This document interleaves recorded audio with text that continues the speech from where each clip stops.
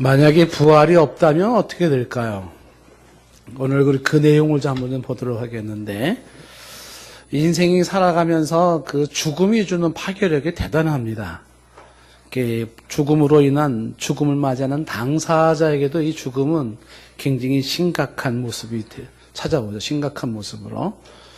왜냐하면 자신의 모든 세상에서 인연이 끊어지는 것이기 때문에 때로는 죽음을 앞두면 아쉬움과 슬픔이나 괴로움도 많이 주어지는 것을 보게 됩니다. 막상 죽음의 문턱에 서면 한결같이 죽고 싶어 하지 않는 것이 사람들의 보통 모습이기도 합니다. 이렇게 죽을 수는 없다는 생각이 지배적인 거죠. 그리고 많은 미련과 아쉬움이 남고 쉽게 눈을 감지를 못합니다. 아직도 할 일이 더 많이 남아있다는 생각이 들어지는 것입니다. 이게 이제 아주 현실적인 모습이죠. 죽음은 모든 걸 다 뺏어가는 그런 파괴력이 있는데, 그 죽는 당사자뿐만 아니라 고인의 그 주변 사람들에게도 이 죽음의 상처, 죽음이 주는 파워가 굉장히 강하게 역사를 합니다.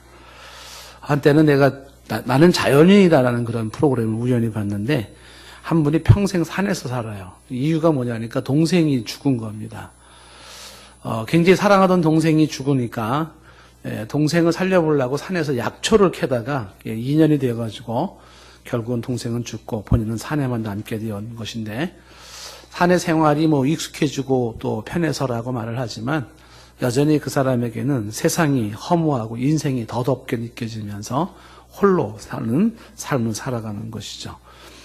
죽음이 사람에게 주는 그 파괴적인 요소 중에 하나가 심각하게 작용을 합니다. 어느 목사님이 글을 썼는데, 그 목사님은 어머니가 열흘 만에 돌아가셨대요. 멀쩡하시던 분이. 그래가지고 그것이 마음의 상처가 돼가지고 그 상처를 지우지 못하고 아픔으로 살고 있는 것을 고백하는 것을 보게 됩니다. 제가 좀 자료를 잠시 보았더니 보통 사랑하는 사람과의 사별, 그 사별이 주는 그 피해가 생각보다 너무너무 큰 겁니다. 신체적 고통과 정서적인 고통과 사회적 고통과 영적 고통과 비정상적인 고통이 쭉 나열을 해놨는데, 보통 죽음으로 이별을 했을 때는 그 충격과 스트레스 때문에 그 수면 장애, 불면, 악몽, 과도한 수면, 영양 상태의 변화, 급격한 체중의 변화, 소화 불량, 그 다음에 흉통, 숨막힘, 가슴이 답답함, 혈압 상승, 만성 피로, 탈진, 심한 발한, 그 다음에 빈뇨, 두통, 성욕 감퇴, 근육의 긴장, 예민 반응, 잦은 한숨, 어지럼증, 이명, 심신감, 그 다음에 또 알코올이나 남용 중독, 이런 것들이 이제 신체적 고통으로 찾아오고, 이거 말고도 지금 많이 있는데 제가 다 빼버렸어요. 정서적으로, 정신적으로도 고통이 찾아오는데, 무력감, 버림받은 느낌, 절망감, 의미상실, 걱정, 혼란, 그 다음에 방황, 슬픔, 외로움, 그다음에 분노, 그 다음에 죄책감, 같이 죽었어야 되는데, 혹은 좀 더 잘해주었어야 되는데, 뭐뭐 했더라면 그렇게 죽지는 않았을 텐데, 이런 죄책감들이 주어지고, 허전함, 공허함, 우울감, 집중력 감소, 불안, 안절부절, 그 다음에 사회적 행동에서도 주어지는 불이익이 타인에 대한 무관심이라든지, 대인관계 위축감이라든지, 자신감 저하가 생긴다든지, 그 다음에 영적 고통에서도 인생의 허무함과 함께 하나님에 대한 분노, 그 다음에 신에 대한 의심, 그 다음에 자책, 내 죄 때문이야, 내가 죽었어야 했어, 이런 것들, 종교적 신념에 대한 혼란, 가치의 혼란,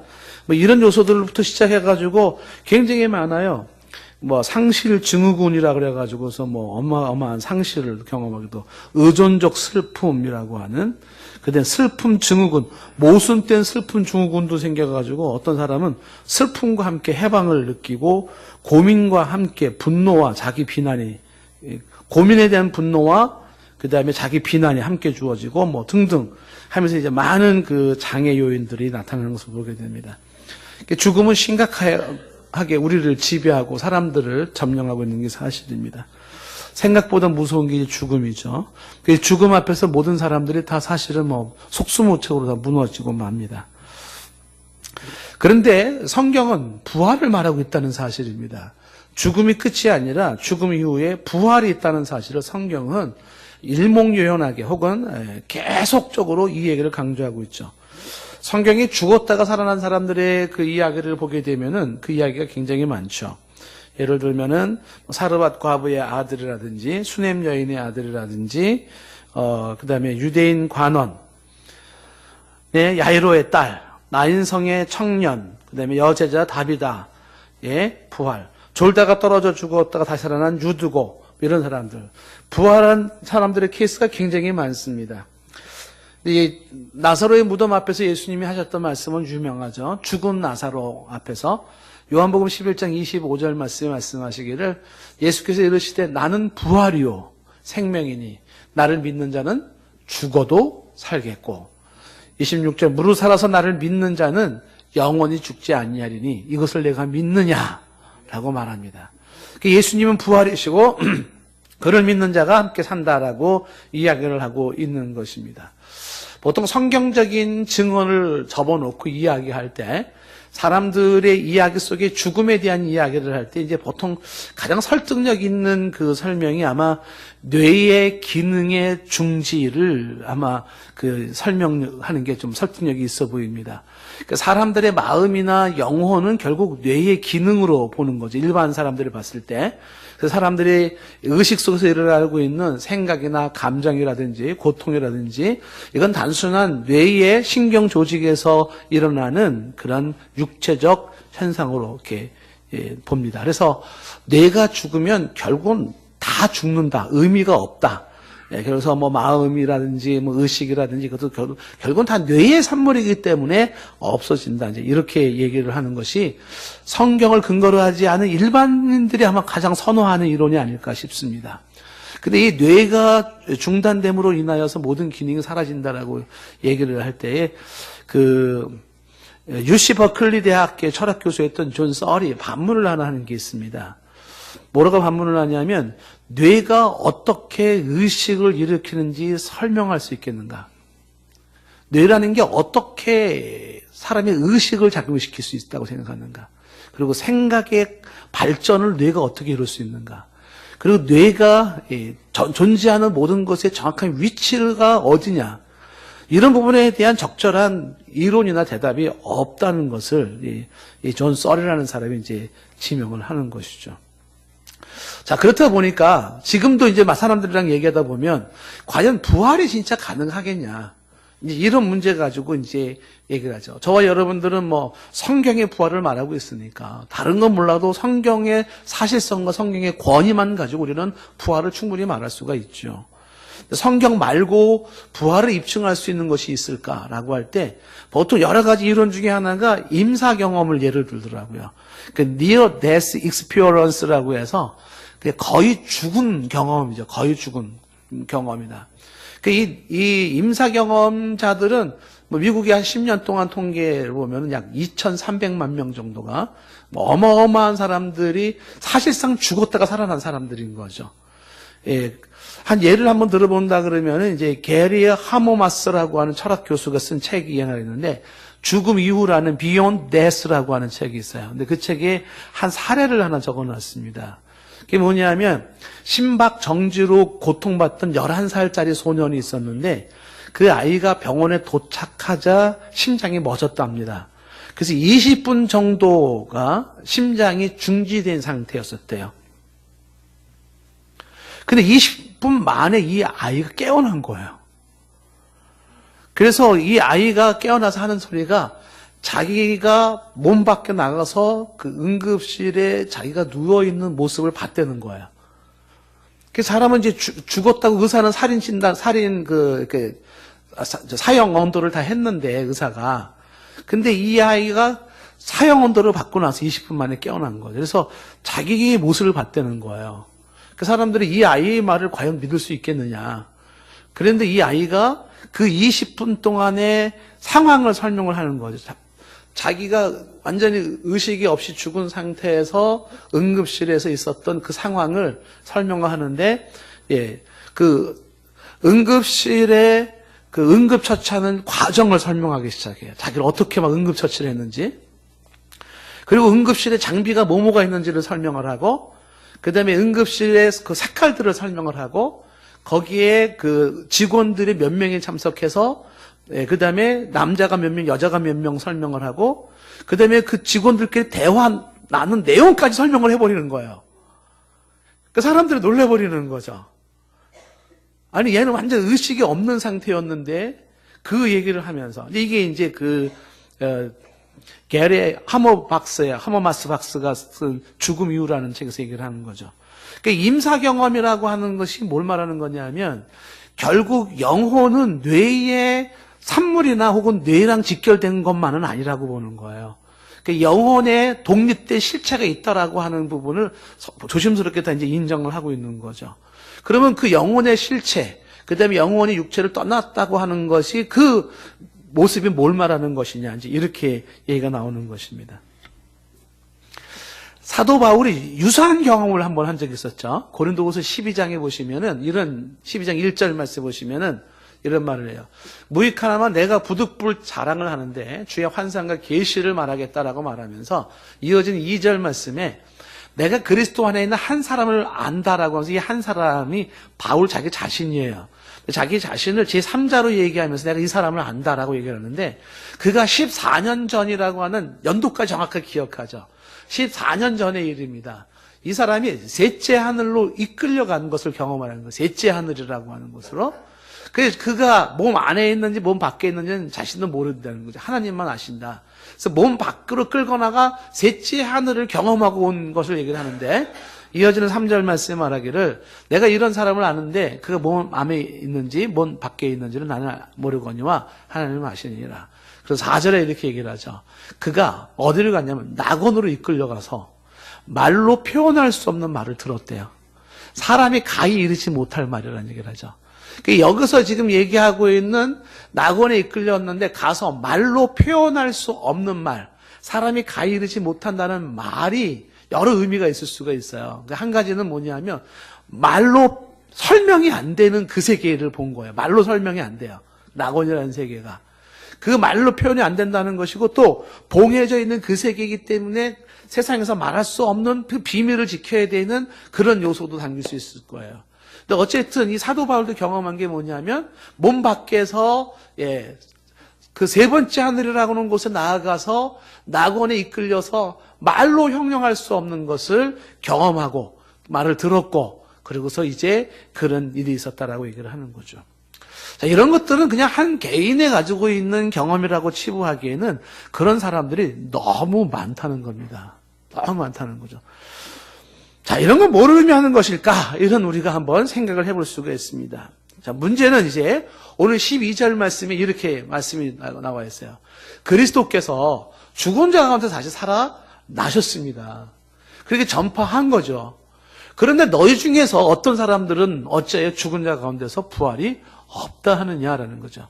그러니까 예수님은 분명히 부활하셨는데, 근데 사람들 중에는 어떤 사람이 있냐면 죽은 자가 무슨 부활을 해? 죽은 자가 어떻게 다시 살아나? 라고 이야기하는 사람이 있다는 겁니다. 야, 부활이라는 게 말이나 되겠어? 쓸데없는 소리 하지 마. 말도 안 되는 소리야. 라고 얘기를 한다는 거죠. 이 부활이라고 하는 것은 일반적으로 우리가 가지고 있는 삶으로서는 논할 수가 없을 정도의 그 신비한 영적인 영역이기 때문에 사실 일반인들에게는 사실 와닿지는 않아요. 부활이라고 하는 것은. 우리가 평생에서 보고 들어오는 건 3차원 세계 안에서 얘기가 되어지는 거니까 그 이상의 세계를 얘기한다 그러면은 그거는 거의 잘 설득이 안 됩니다. 그래서 이 부활이 있니 없니라는 논쟁은요, 사실 오늘날의 문제만이 아니라 예수님 당대에도 있었어요. 그게 바로 바리새파와 사두개파의 논쟁이죠. 사도행전 23장 7절에 보면 사도 바울의 이야기 속에 이런 말이 나옵니다. 그 말을 한즉, 그 말을 했다는 게 그 6절 말씀으로 올라가면 무슨 말이 있냐면 죽은 자의 소망 부활을 사도 바울이 얘기한 거예요. 죽은 자들에겐 유일한 소망은 하나입니다. 부활.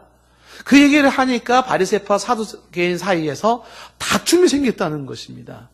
그래서 왜 다툼이 생겼냐면 이어지는 8절 말씀에 보시면 사두개인은 부활도 없고 천사도 없고 영도 없다고 말을 하는 사람이에요. 바리새인은 다 있다고 하는 사람이에요. 그러니까 부활이 없다고 믿는 사람과 부활이 있다고 믿는 사람들이 부활 얘기가 나오니까 쌈이 붙은 겁니다. 한쪽에서는 야 말도 안 되는 소리 하지만 한쪽에서 진짜 있어 라고 이야기하는 그 충돌이 이미 예수님 당대에도 있었어요. 사두개인과 바리새파 사이에서. 그래서 이제 부활을 인정하는 바리새인들은 굉장히 내세 지향적 성향이 강합니다. 내세를 바라보죠. 그런데 부활이 없다고 믿는 사두개인들은 현실 지향적입니다. 내세를 논하지 말고 현실에 충실해라 이런 얘기만 강조하는 것입니다. 예수님의 부활의 얘기를 허무맹랑한 이야기로 터무니없는 이야기로 혹은 망상으로 이야기했던 수많은 이론들이 있었죠. 그래서 수요일 날에 그 내용을 보았습니다. 지금 다시 설명은 하지 않겠지만은 허위설, 시체 도난설로 부활을 부정하죠. 예수님의 제자들이 시체를 가지고 도망갔다 뭐 이런 거. 기절설, 예수님은 십자가에서 죽은 게 아니라 기절했다가 깨어난 것이다. 환상설, 제자들이 환상을 보고 잘못 보고 헛개비 보고 부활했다고 말한 것이다. 신화설, 그 부활은 이웃 다른 타 종교의 신화를 가지고 들어온 것이다. 혹은 부활이라고 하는 것은 신체적인 실제 부활이 아니라 관념 속에서 부활이거나 영적인 부활이다. 뭐 수많은 이론으로 예수님의 부활을 부정했던 이론들이 있었고요. 그 이론들이 다 얼마나 잘못된 건지 제가 수요일 날 설명을 좀 했습니다. 만약에 또 원하시는 분들은 우리 교회 홈페이지 들어와서 수요일 날 강의를 좀 들어보시면 좋겠고요. 근데 중요한 거는 예수님의 부활을 부정할 수 없는 결정적인 게 뭐냐면 목격자가 너무 많다는 거예요. 한 사람이 봤다 그러면 환상에 봤다 말할 수도 있겠죠. 근데 이게 한 사람이 아니라 너무 많은 사람이, 우리가 지난주에 말씀을 보았지만 성경에 기록된 것처럼 베드로가 보았고 5절에 보면 베드로 게바와 12제자와 6절에 500의 형제와 7절에 야고보에게 8절에는 사도 바울에게 보이셨어요. 만약에 환상을 보았다 그러면 이 환상 본 사람들이 왜 똑같이 예수님이 죽은 지 3일 후에 환상을 볼까요? 그것도 희한하죠? 환상을 왜 그렇게 보죠? 보려면은 뭐 이틀 전에, 하루 전에 볼 수도 있지 않겠습니까? 3일 전에 환상 들어가. 말이 안 되는 것이고요. 그리고 다양한 지역에서 다양한 사람들이 똑같은 환상을 본다는 것도 말이 안 되고요. 시체를 훔쳐가지고 도망가가지고서 예수님 부활한 거를 날조했다. 이렇게 얘기를 하는 이론도 있는데, 그것도 왜 설득력이 없는지 제가 다 설명을 한 바가 있습니다. 파스칼 얘기를 한번 해볼게요. 파스칼이 팡세 이런 내용을 쓰고 있죠. 만일 예수의 제자들이 서로 의논하여 그의 부활을 거짓으로 만들어 놓았다고 하자. 그 중에 한 사람이라도 본심으로 돌아간다면, 양심 고백이라도 했다면은 예수의 부활 사건은 전부 붕괴되었을 것이다. 그러나 저들이 순교하면서까지 입증한 제자들의 진정성을 믿지 않는다면 우리는 그런 사람과는 말할 필요도 없다. 이게 파스칼이 하는 소리죠. 말할 필요도 없다. 근데 성경을 보면은 예수님이 부활했을 때 제자들은요, 한결같이 안 믿었어요. 그 부활하신 예수님이 그렇게 평상시에 말을 했는데도 안 믿었어요. 그래서 영이다, 귀신이다, 이렇게 얘기를 한 거예요. 그 예수님이 손을 만져봐라, 못자국 만져봐라, 창자국 만져봐라, 얘기를 하는 거죠. 그리고 그 제자들 앞에서 생선을 같이 드셨어요.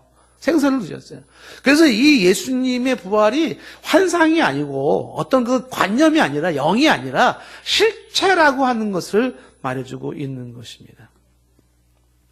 오늘 12절 말씀에 다시 12절 말씀이 이렇게 되어 있어요. 그리스도께서 죽은 자 가운데서 다시 살아나셨다 전파되었거늘 너희 중에서 어떤 사람들은 어찌하여 죽은 자 가운데서 부활이 없다 하느냐. 이 부분에 대해서 성경은 이렇게 대답을 해버려요. 35절로 좀 건너가 보면, 예습을 해보면요. 35절 말씀에 누가 묻기를 죽은 자들이 어떻게 다시 살아나며 어떠한 몸으로 오느냐 라고 묻는 사람이 있다는 거죠. 죽은 자들이 어떻게 다시 살아나? 어떤 몸으로 오는 거야? 우리는 답을 알아요. 그렇죠? 예수님이 강림하심의 명령에 의해서 그다음에 부활체 모습으로 나타나죠. 근데 이런 질문 자체가 어떤 질문이냐면 이어지는 36절에 한마디로 어리석은 자라는 거예요. 어리석은 자라고 딱 짜서 얘기를 하는 거죠. 그러면서 예를 들기는 뿌려진 씨앗을 예를 드는 거예요.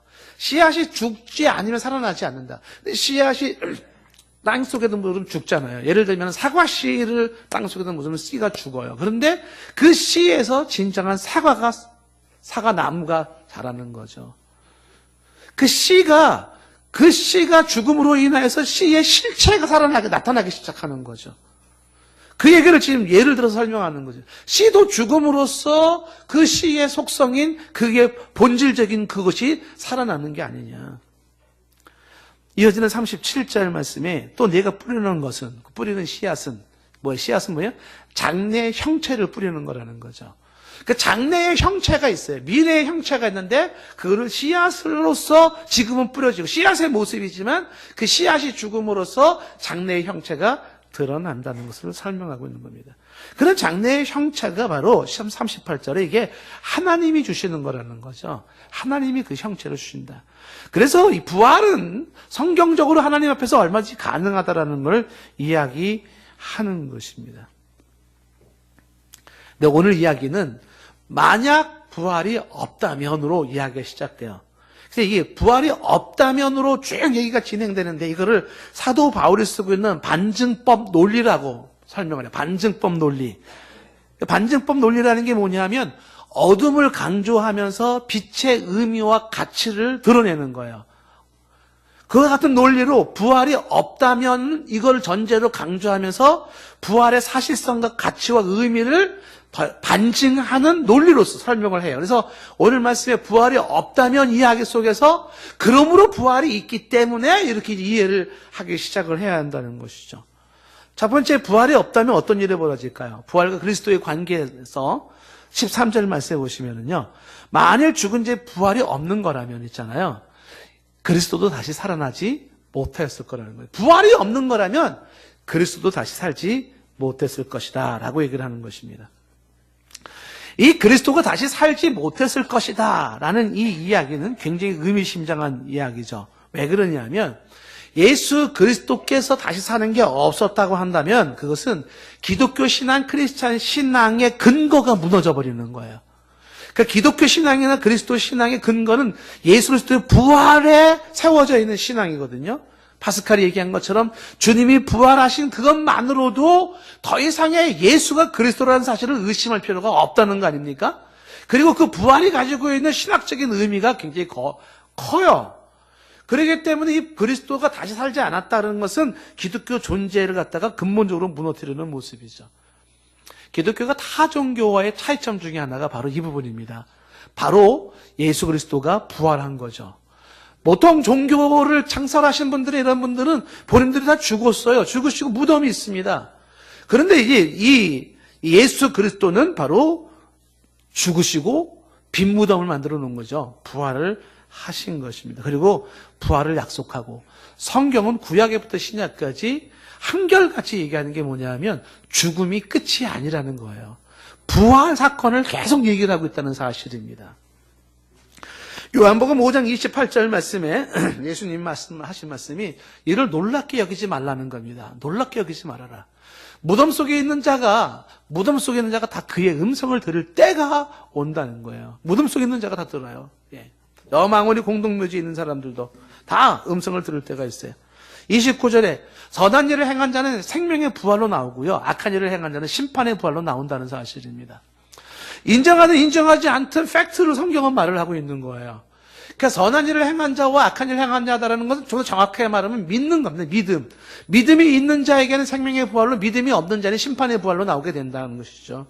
그걸 이상하게 생각하지 말아라. 주님은 강조를 했습니다. 자, 그래서 부활이 없다 그러면은 예수 그리스도가 다시 살지 못했을 것이고, 예수 그리스도가 다시 살지 못했다면 어떻게 될까요? 14절 말씀에 그리스도께서 만일 다시 살아나지 못하였다면 우리가 전파하는 것이 어떻게 해요? 헛것이에요. 전파한다라는 게 복음사역이고 선교사역인데 그 복음사역, 선교사역은 헛것입니다. 헛것이라는 이 단어가 쓸모없다, 무가치하다, 무익하다, 무의미하다라고 말을 하는 거죠. 아무런 의미가 없는 거예요. 근데 이게 반어법 관점에서 지금 우리가 전파하는 것, 복음을 전하고 선교하는 것이 헛되지 않은 것은 왜 그래요? 바로 부활이 사실이기 때문에 그런 거예요. 헛되지 않은 거죠. 그래서 더불어 말하는 게 뭐냐면 만약에 그리스도께서 다시 살지 못했다면 끝부분에 뭐라 그랬습니까? 너희 믿음도 헛것이라고 말하잖아요. 그 믿음도 헛것이라는 건 예수가 그리스도라고 믿는 사람들이 그리스도의 대속의 죽음으로 죄사함을 받은 사람들인데 이런 모든 믿음이 어떻게 돼요? 헛것이 돼버려요. 무의미해, 무가치해버리는 거죠. 그런데 이게 우리가 예수를 그리스도로 믿는 것과 그의 대속의 죽음이 우리의 죄를 사하고 우리를 의롭게 하고 하나님 자녀가 되게 하는 이것이 헛되지 않은 것은 그의 부활이 입증을 했다는 것입니다. 그래서 좀 건너서 17절로 가보면은 이렇게 연결이 되는 거예요, 이게. 그리스도께서 다시 살아나신 일이 없으면 말이죠. 너희 믿음도 헛되고, 그 다음에 어떻게 돼요? 너희가 여전히 죄 가운데 있게 되는 거죠. 우리는 여전히 죄 가운데 있게 되는 거예요. 무슨 얘기입니까? 죄 가운데 있게 된다는 것이 해결되지 않은 죄의 문제를 가진 인간이 어떻게 해요? 죄 속에 살다가 죄로 망할 뿐인 거죠. 우리는 죄 속에 살다가 죄로 망할 뿐이에요. 믿음이 헛되다면, 그리스도께서 살아나는 게 아니라면 우리는 여전히 죄 속에서 살게 된다는 거죠. 에베소서 2장에서 말한 것처럼 우리는 죄와 허물로 죽었던 우리를 그리스도가 다시 살리셨잖아요. 그래서 다시 살린 이 사건이 없다 그러면 우리는 어떻게 돼요? 죄와 허물로 죽은 상태에 머물게 있게 되는 거죠. 로마서 4장 25절 말씀에 강조하기를 예수는 우리가 범죄한 것 때문에 내줌이 되고 범죄 때문에 내줌이 되고 우리를 의롭다 하시기 위하여 살아나셨느니라. 저와 여러분들은 이 복음을 믿는 사람들입니다. 우리의 범죄함을 인하여 주께서 십자가에 피 흘려 죽으시고 그의 부활하심으로 말미암아 우리가 의롭다함이 완전히 확증된 사실인 것이죠. 죄사함을 받고 죄에서 자유를 얻은 것은 예수 그리스도의 대속의 죽음이라는 사실이고요. 그것은 예수의 부활로서 입증되고 확인되어진 사실과 진정성을 말해주고 있는 것입니다. 로마서 1장 4절 말씀에도 성결의 영으로는 죽은 자 가운데서 부활하사 능력으로 하나님의 아들로 선포되셨으니 라고 말하잖아요. 그 예수님이 부활하시는 그 능력으로 말미암아 그가 하나님의 아들로 선포가 된 것이고 그분은 곧 우리의 주 예수 그리스도가 되시는 것입니다.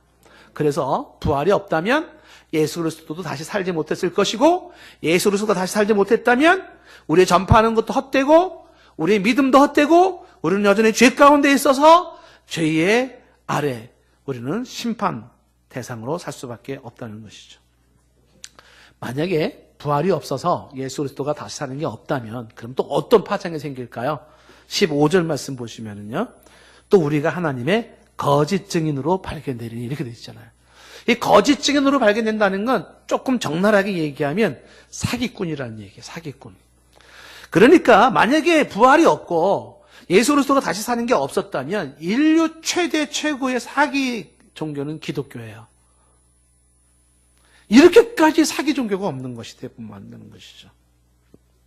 근데 심각한 게 뭐냐면 이 사기가 단순한 사람에 대한 사기로만 끝나는 게 아니라는 거예요. 15절 말씀 계속 보시면은 우리가 하나님의 거짓 증인으로 발견되리는 말에서 뭐라고 말하냐면 우리가 하나님이 그리스도를 다시 살리셨다고 증언하였습니다 했잖아요.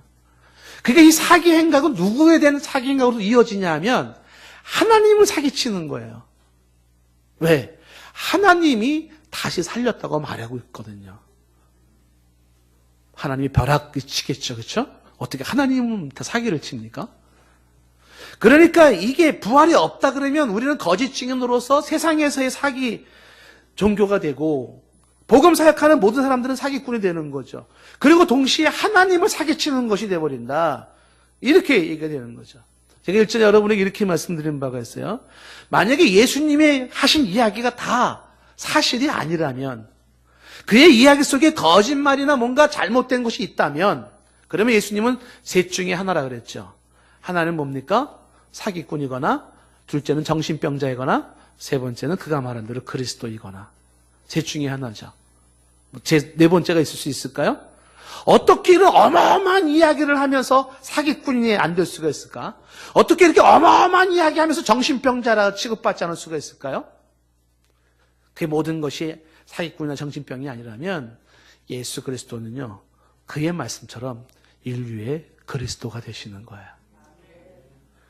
만약에 부활이 없다 그러면 우리는 하나님 앞에 거짓말쟁이 사기꾼이 될 것이다 라고 얘기해요. 반어법으로 우리가 하나님 앞에서 사람들 앞에서 사기꾼이 아닌 이유는 부활이 사실이기 때문인 것입니다. 부활이 없다면 또 어떤 파장이 생길까요? 18절 말씀해 보시면은요. 또한 그리스도 안에서 잠자는 자도 망하였으리니. 여기 잠자는 자가 죽은 자들인데 그리스도 안에서 죽은 자라는 건 그리스도를 믿고 죽은 자들이에요. 그들이 망했을 것이라고 이야기를 하는 것입니다. 무슨 얘기냐면 부활이 없고 예수 그리스도께서 부활했던 것이 사실이 아니라면 예수를 믿고 죽었던 사람들은 여전히 죄 아래서 죄의 형벌을 받아 멸망 상태에 있게 된다는 것이에요. 이렇게 망한 거죠. 그들은 여전히 죄 속에서 죄의 형벌을 받고 죄의 심판 아래서 멸망받은 자들이 될 거라는 겁니다. 그런데 그리스도 안에서 잠자는 자, 즉 주 예수 그리스도를 믿고 죽은 자들이 망하지 않은 이유는 바로 부활이 사실이고 예수 그리스도의 부활이 사실이기 때문입니다.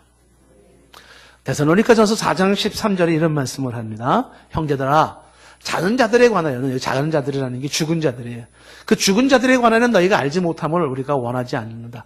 좀 죽은 자에 대해서 좀 알아야 된다는 거죠. 뭘 알아야 돼요? 이는 소망 없는 다른 이와 같이 슬퍼하지 않게 하려니라. 누가 소망 없는 자 같이 슬퍼해요? 부활이 없다고 하는 자들이에요. 그런 자들에게는 죽음이라고 하는 부분이 절망이죠. 소망 없는 자들 같이 슬퍼하지 말아라. 그러나 부활을 믿는 자에게는요, 죽음이 끝이 아니기 때문에 절망이 아니라 그건 또 다른 희망인 것이죠. 기독교인에게 있어서 이 죽음이라고 하는 것은요, 삶의 순서예요. 삶의 연장입니다. 여러분, 아기로 태어났죠? 초등학교 지냈죠? 중학교 지났죠? 청년 시식이 있었죠? 작년부 지났죠? 작년. 노년 지났죠? 이 자연 순서가 그 다음에 사망인 거예요. 그럼 여기서 끝이 아닌 거죠. 이 연장선상이 뭐예요? 사망은 새로운 시작, 새로운 세계의 시작의 관문이에요. 새로운 세계가 뭡니까? 이젠 3차원의 세계가 아니라 이제는 4차원의 영원한 세계의 시작이 죽음인 거죠. 죽음은 끝이 아니라 자연스러운 삶의 한 일부분이고 그 일부분 이후에 이어지는 또 다른 세계로 들어가는 관문이라고 하는 사실입니다. 그래서 이 죽은 자들에 대해서 소망 없는 자들 같이 슬퍼하지 말라고 말을 하면서 계속 이렇게 말을 하는 거죠. 4장 14절에 우리가 예수께서 죽으셨다가 다시 살아나심을 말할진대 이와 같이 예수 안에서 자는 자들도 예수 믿고 죽은 자들이죠. 그들도 하나님이 그와 함께 데리고 오십니다. 데리고 온다는 게 뭐예요? 예수님이 재림하실 때 이미 죽으셨던 분들이 계시죠. 그분들이 주님과 함께 내려온다는 거예요. 어마어마한 얘기 아닙니까? 그렇죠? 건너뛰어서 16절 말씀 보면 데살로니가서 전서 4장 16절에 보면 주께서 호령과 천사장의 소리와 하나님의 나팔 소리로 신이 하늘로부터 강림하실 때가 있어요. 그때 그리스도 안에서 죽은 자들이 먼저 일어납니다. 예, 여러분 명절 때 되면 돌아가신 조상님들 혹시 찾아뵙나요? 물론 그중에 크리스찬들 그분들 다 일어나죠. 물론 이제 안 믿는 사람들도 일어나요. 그래서 심판, 생명의 부활과 심판의 부활로 나누어지죠. 그러니까 죽은 자들이 먼저 일어나고라고 성경이 말을 하고 있는 겁니다. 그리고 나서 17절에 살아남은 사람은 구름 속으로 끌어올려 공중에서 주를 영접하게 된다. 소위 말하는 슈거라는 것이 되는 것입니다. 뭘 얘기하고 있는 거냐면 부활이 없다면 그리스도 안에서 잠잤던 모든 사람은 망했을 것이다. 그런데 부활이 있기 때문에 그리스도 안에 잠자는 자가 망한 게 아닌 것은 그들은 다시 살아나 주와 함께 강림을 하게 된다는 사실이죠. 자, 부활이 없다면 또 어떻게 될 것이냐? 그 얘기를 19절에는 이렇게 설명을 합니다. 19절에서. 만약 그리스도 안에서 우리가 바라는 것이 다만 이 세상 삶뿐이라면, 내세가 없고 이 세상 삶뿐이라면, 우리 가운데 우리가 더욱 불쌍한 자라는 거죠. 세상에서 제일 불쌍한 존재가 누구냐면 내세를 믿고 있는 크리스찬이라고 하는 것이죠. 만약에 내세가 없다면 그렇게 되는 것입니다. 그래서 가장 불쌍한 자가 될 것이다. 그러나 우리가 가장 불쌍한 자가 아닌 이유는 죽음 이후에 부활 이후 세계가 있기 때문에 불쌍한 자가 아닌 것입니다.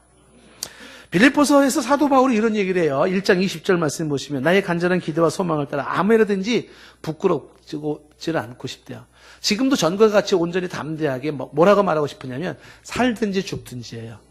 살든지 죽든지 내 몸에서 그리스도가 존귀하게 되는 거죠. 살아서 그리스도가 존귀하게 되면 사는 것이고 죽어서 그리스도가 존귀하게 되면 죽는 거라는 거죠. 생사를 초월한 이야기를 하고 있어요. 대체 왜 그런 걸까요? 계속 얘기를 하기를 21절은 이렇게 얘기를 합니다. 이는 내게 사는 것이 그리스도인데 죽는 것도 유익하대요. 죽는 게 왜 유익하단 말입니까? 22절 말씀에서는 그런데 죽는 게 유익하지만 만일 내가 사는 이것이 내 일의 열매라면 사는 게 내 일의 열매라면 어떻게 해요? 그럼 난 열심히 살겠다는 거죠. 살아야 할 때 열심히 살겠다는 겁니다. 그러나 죽는 것도 나는 얼마든지 나는 사모한다는 거죠. 23절 말씀에 내가 그 둘 사이에서 삶과 죽음 사이에서 끼어 있습니다. 차라리 자신은 세상을 떠나서 그리스도와 함께 있는 것이 훨씬 더 좋은 일이라고 말하는 거예요. 그렇게 하고 싶다는 거죠. 진정 원하는 거는 뭐냐 하면 그렇죠. 세상을 떠나서 그리스도와 함께 있는 거죠. 죽음 넘어 영원한 삶에서 사는 것이죠.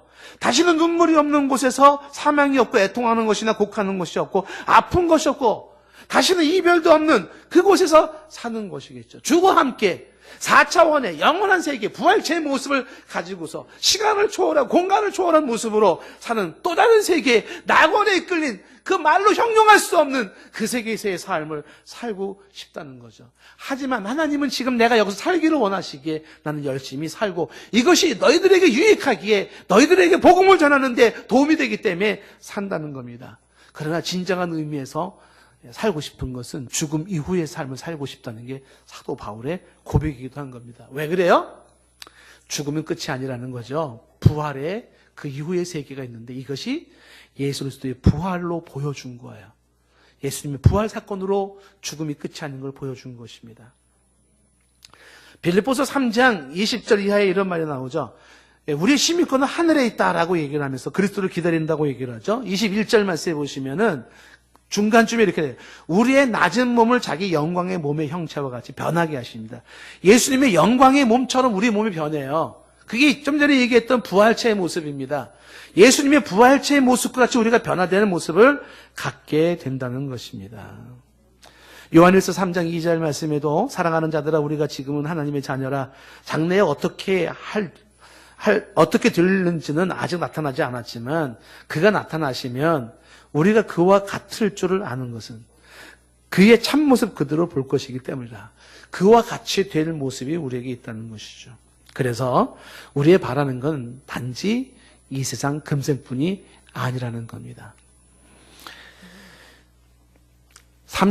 오늘 본 말씀 고린도서 15장의 32절 말씀을 한번 건너가 보면 32절에 이렇게 되는 거죠. 우리 바라는 게 만약 금생뿐이라면 이 세상뿐이라면 어떻게 될까요? 32절 말씀으로 건너가면 32절 끝부분에 보시면 이렇게 되어 있어요. 내일 죽을 터이니 뭐 하자? 먹고 마시자. 이렇게. 끝부분에. 내일 죽을 터이니 먹고 마시자. 이렇게 되는 거죠. 여러분 그렇지 않겠습니까? 미래가 없다면 죽음 이유가 없다 그러면 뭐 때문에 잘 살아요? 뭐 때문에 열심히 살아요? 뭐 때문에 뭐 정도를 지키고 왜 그렇게 살아갑니까? 그렇죠? 내일 죽을 테니까 뭐 하자? 먹고 마시자. 부어라 마셔라. 이렇게 말해요. 막 사는 인생의 이유가 된다는 것입니다.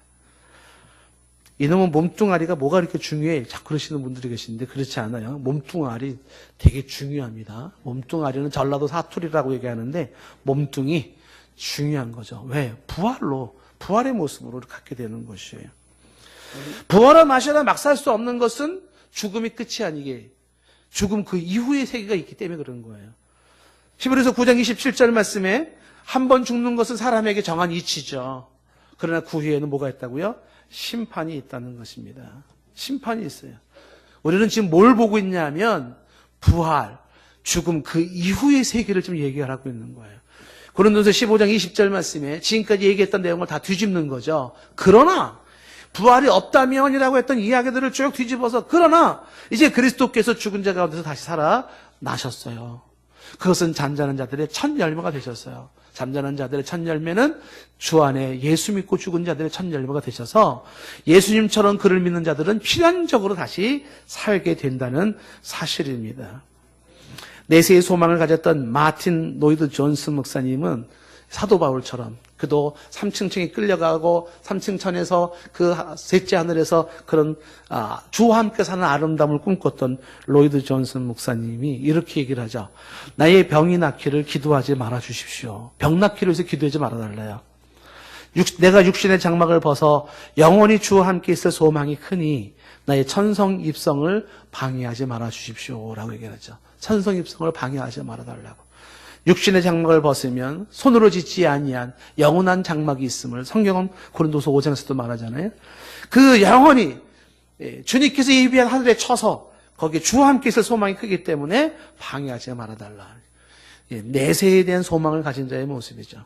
김한란 박사님도 임종할 때 하시는 말씀이 나를 위하여 슬픈 장송곡을 부르지 말고 오히려 힘찬 개선 찬송을 불러달라고 얘기를 하죠.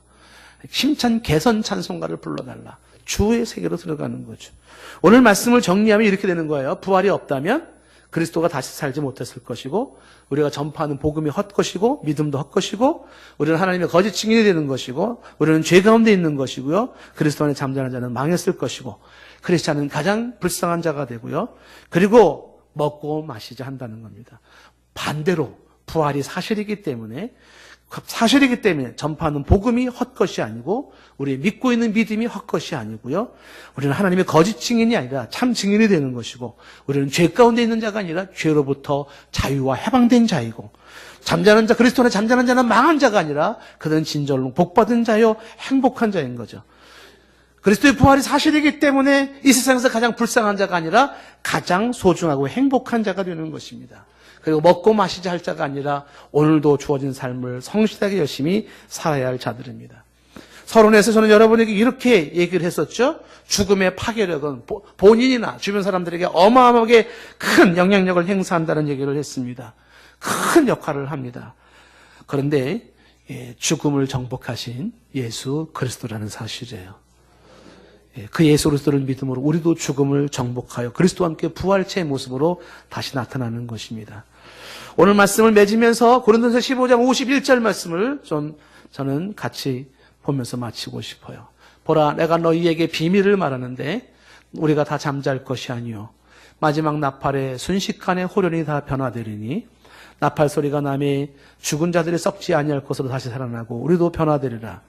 이 썩을 것이 반드시 썩지 아니할 것을 입겠고 이 죽을 것이 죽지 아니함을 입으리로다. 이 썩을 것이 썩지 아니함을 입고 이 죽을 것이 죽지 아니함을 입을 때 사망을 삼키고 이기리라고 기록된 말씀이 이루어지리라. 사망아, 너의 승리가 어디 있느냐? 사망아, 내가 쏘는 것이 어디 있느냐? 사망에 쏘는 것은 죄요, 죄의 권능은 율법이라. 우리 주 예수 그리스도로 말미암아 우리에게 승리를 주시는 하나님께 감사하노니. 58절 다 같이 읽어볼까요? 그러므로 내 사랑하는 형제들아 건실하며 흔들리지 말며 항상 주의 일에 더욱 힘쓰는 자들이 되라. 이는 너희 수고가 주 안에서 헛되지 않은 줄 알미니라. 이 믿음이 있기를 원합니다.